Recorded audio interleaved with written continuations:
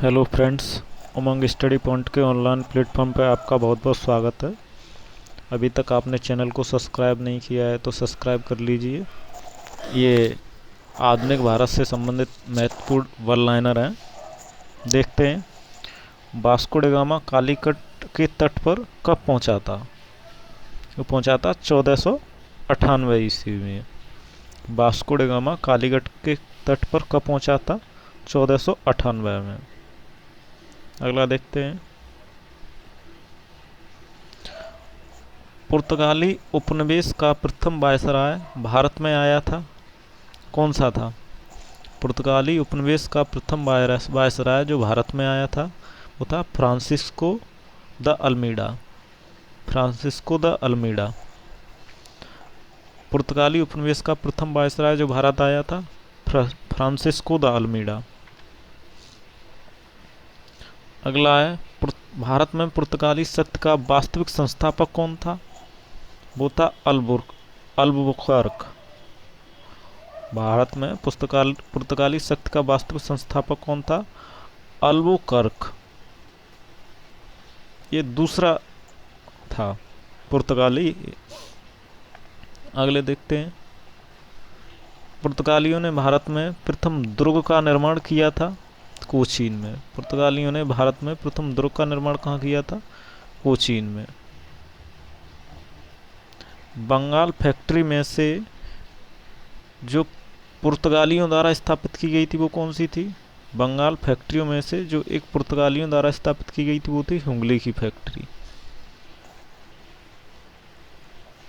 Next देखते हैं, पांडिचेरी पर कब्जा करने वाली पहली यूरोपीय शक्ति थे पुर्तगाली। पांडिचेरी पर कब्जा करने वाले पहले यूरोपीय शक्ति कौन थी? पुर्तगाली थे। सबसे पहले पांडिचेरी पर कब्जा किया था इन्होंने। हुगली को बंगाल की खाड़ी में समुद्री लूटपाट के लिए अड्डा बनाया था किसने? पुर्तगालियों ने।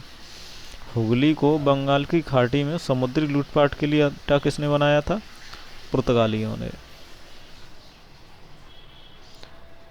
कलकत्ता का संस्थापक कौन था? Job Charnock. कलकत्ता का संस्थापक कौन था? Job Charnock. पूर्वी भारत में अंग्रेजी कंपनी ने 1633 ईस्वी में उड़ीसा में पहला अपना कारखाना लगाया था। कहाँ पे लगाया था? उड़ीसा में। पूर्वी भारत में 1633 ईस्वी में उड़ीसा में पहला कारखाना अंग्रेजी कंपनी ने लगाया था। भारत के साथ व्यापार के लिए सर्वप्रथम संयुक्त पूंजी कंपनी आरंभ करने वाले लोग कौन थे? वो डच थे। भारत के साथ व्यापार के लिए सर्वप्रथम संयुक्त पूंजी कंपनी आरंभ करने वाले लोग कौन थे? डच थे। डचों ने पुर्तगालियों को पराजित किया और आधुनिक कोची में उन्होंने फोर्ट विलियम का निर्माण किया था। डचों ने पुर्तगालियों को पराजित कर आधुनिक कोची में किसका निर्माण किया था? फोर्ट विलियम का। ब्रिटिश कंपनियों में से भारत में व्यापार करने का पहला अधिकार पत्र किसे प्राप्त हुआ था? ब्रिटिश कंपनियों में से भारत में व्यापार करने का पहला अधिकार पत्र किस कंपनी को प्राप्त हुआ था? वो था लीवेंट कंपनी। लंदन में ब्रिटिश ईस्ट इंडिया कंपनी के गठन के समय भारत का बादशाह कौन था? वो था अकबर। लंदन में ब्रिटिश ईस्ट इंडिया कंपनी के गठन के समय भारत का बादशाह कौन था? अकबर। भारत में 1613 ईस्वी में अंग्रेजों ने अपनी फैक्ट्री स्थापित की थी सूरत में। 1613 में अंग्रेजों ने कहाँ पर स्थापित की थी? वो सूरत में की थी। वो है अंग्रेज अधिकारी जिसने पुर्तगालियों को स्वाली के स्थान पर हराया था, वो था थॉमस वेस्ट। वह अंग्रेज अधिकारी जिसने पुर्तगालियों को स्वाली के स्थान पर हराया था वो था थॉमस वेस्ट। अगला देखते हैं,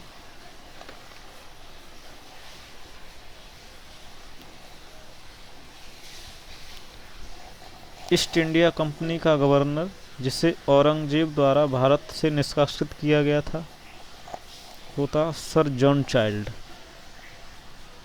ईस्ट इंडिया कंपनी का गवर्नर जिसे औरंगजेब द्वारा भारत से निष्कासित किया गया था, सर जॉन चाइल्ड था। कर्नाटक का युद्ध लड़ा गया था किस किस के बीच में? अंग्रेज और फ्रांसीसियों के बीच में।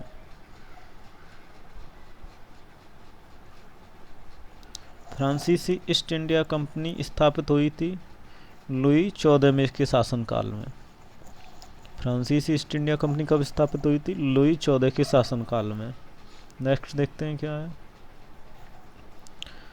सम्राट शाह आलम द्वितीय ने ईस्ट इंडिया कंपनी को बंगाल, बिहार, उड़ीसा की दीवानी प्रदान की थी। कब की थी? सम्राट शाह आलम द्वितीय ने बंगाल, बिहार और उड़ीसा की दीवानी प्रदान की थी। कब की थी? 12 अगस्त 1765 को। 1765 में इलाहाबाद की संधि के बाद रॉबर्ट क्लाइव ने मुर्शिदाबाद का उपदीवान किसे नियुक्त किया था? मोहम्मद रजा खान को। 1765 की संधि के बाद रॉबर्ट क्लाइव ने मुर्शिदाबाद का उपदीवान किसे नियुक्त किया था? मोहम्मद रजा खान को।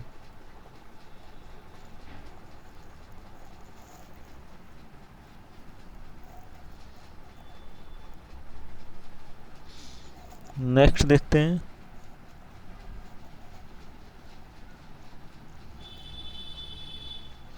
रणजीत सिंह संबंधित थे वो थे शकरचकिया मिसल से। शकरचकिया मिसल से। सिख राज्य व अंतिम राजा कौन था? वो था दिलीप सिंह। कौन थे? दिलीप सिंह। सिख राज्य का अंतिम राजा कौन था? दिलीप सिंह। पंजाब के विलय के पश्चात पंजाब पर शासन करने के लिए 3 परिषद के सदस्य कौन कौन थे? पंजाब के विलय के पश्चात पंजाब पर शासन करने के लिए जो परिषद बनाई गई थी उसमें कौन कौन सदस्य थे? सर हेनरी लॉरेंस जो अध्यक्ष थे, जॉन लॉरेंस और चार्ल्स ग्रेविल मॉन्सेल। हेनरी लॉरेंस अध्यक्ष थे और जॉन लॉरेंस और चार्ल्स ग्रेविल मॉन्सेल। ब्रिटिश जनरल जिसने हैदर अली को मोनोवा के युद्ध में हराया था। ब्रिटिश जनरल जिसने हैदर अली को, ये मोनोवा नहीं है, पोर्टो नोवा है, पोर्टो नोवा के युद्ध में हराया था, वो था सर आयरकूट।